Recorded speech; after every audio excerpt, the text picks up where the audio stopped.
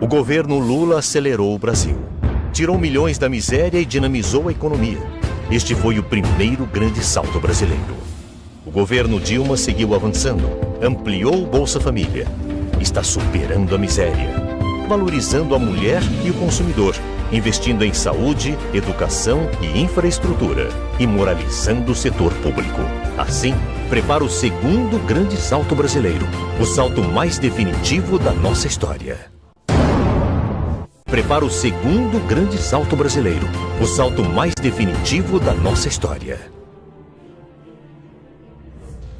Esse plano que está aí, eu considero, Jô, um plano que pretende reformular por inteira a democracia brasileira. São 521 propostas que estão no Plano Nacional de Desenvolvimento de Direitos Humanos. 521 com 6 eixos orientadores. O grande drama desse plano é que é um modelo muito semelhante ao modelo venezuelano. Há um centro de estudos de pesquisas sociais na Espanha que orientou a conformação das 3 constituições da Venezuela, do Equador e da Bolívia. O nosso plano segue muito. Por exemplo, em relação à imprensa, censura da imprensa. Quer dizer, vai haver um controle, vai haver uma classificação.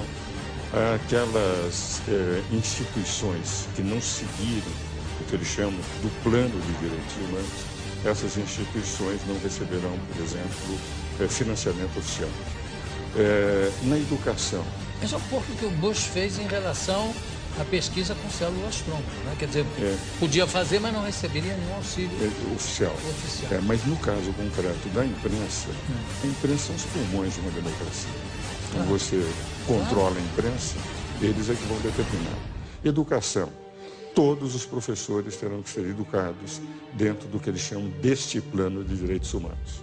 E as crianças receberão uma cartilha para seguirem rigorosamente o plano. Então, formando muito no estilo, enfim, da União Soviética, do Hitler, do Mussolini, criar a juventude já amoldada a aceitar o plano. Por exemplo, direito de propriedade. Hoje nós temos o seguinte, se a minha propriedade é invadida, eu vou até a justiça e peço a reintegração de posse, porque eu tenho o título. Se o invasor invadir uma propriedade, o proprietário fica sem a propriedade. Aí a justiça não poderá dar reintegração de posse. Chamarão a sociedade civil organizada, que é formada pela comunidade deles, e essa determinará se deverá ou não ser devolvida a casa. Ou pode ser urbana, ou pode ser uma propriedade rural. Urbana também? Urbana também. As duas estão colocadas, propriedade rural e urbana.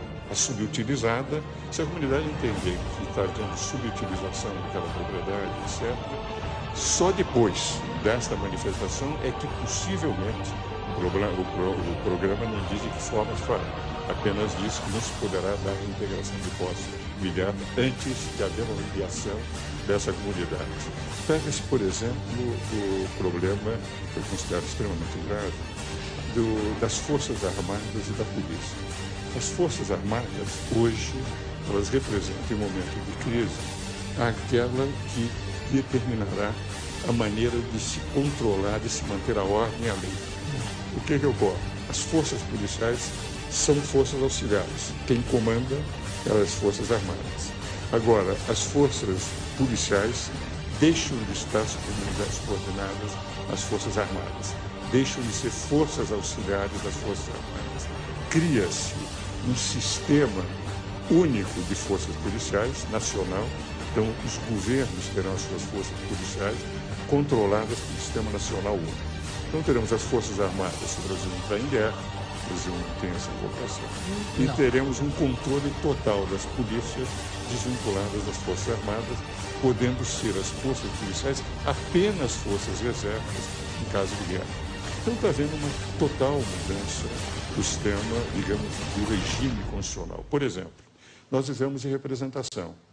Cada deputado paulista, para ser deputado federal, ele precisa de pelo menos 100 mil votos. Que representa?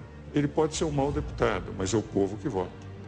Eles vão substituir um pouco a chamada democracia representativa por uma democracia delegada que é comum na Venezuela, Bolívia, Equador.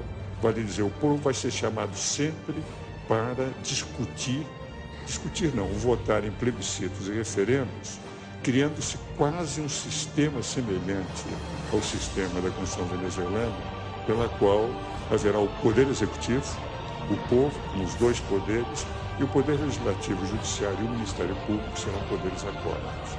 Então, é indiscutivelmente um plano que representa o pensamento daqueles que fizeram. Mas é possível o governo se sobrepor ao que está na Constituição? Eles terão que mudar a Constituição. Isso é apenas um programa, é um decreto programático. Eles vão ter que mandar projetos de lei plenária, projetos de emendas constitucionais para mudar todo esse sistema, poder judiciário, poder legislativo. Terá que ter uma comissão de direitos humanos a orientar as leis que eles terão que fazer. Eu não interrompi quando eu faço uma pergunta, você ia falando... Não, o que eu ia dizer é o seguinte, eu tenho um profundo respeito por aqueles que fizeram esse plano. Alguns deles são meus amigos, debates há muitos anos, entende? Mas eles têm uma convicção de que, por exemplo, Cuba é um país que representa uma democracia, que a Venezuela tem uma democracia representativa, que representa o povo, não precisa.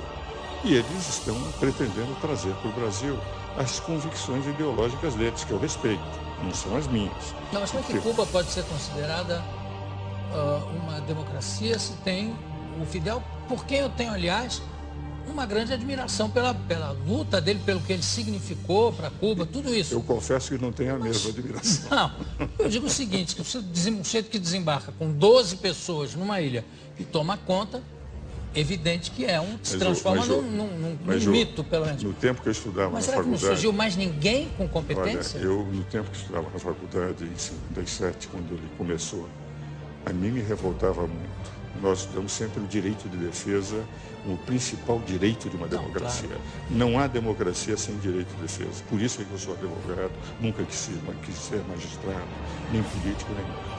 Agora, naquela época, foram levados milhares de pessoas aos paredões sem nenhum direito de defesa. Eu nunca perdoo alguém que matou sem ter permitido que as pessoas se defendessem. Isso é um genocídio.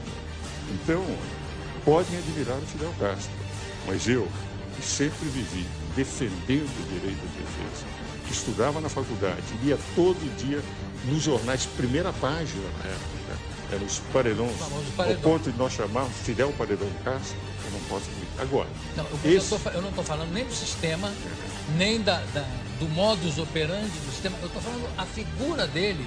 O carisma que ele tem, eu entendo. O carisma ele tem, como é excepcional. Excepcional. Que eu não estou de acordo. Agora, o que ocorre? Eles dizem que é uma democracia que não precisam de eleições. As eleições são apenas confirmativas, que só tem o partido oficial. Porque diz que o povo está contente com o que eles fazem. Se nós analisarmos, todos têm defendido a Venezuela, o Equador, a Bolívia, esses regimes bolivarianos, e realmente também a Nicarágua e Cuba, que é uma ditadura do governo, estão convencidos que isso é o melhor para o Brasil. Se nós pegarmos o plano diz o seguinte: nesses 20 anos, nós tivemos a onda neoliberal do Brasil. E nós precisamos voltar a um Estado mais forte, as desprivatizações. Isso está no introito do plano.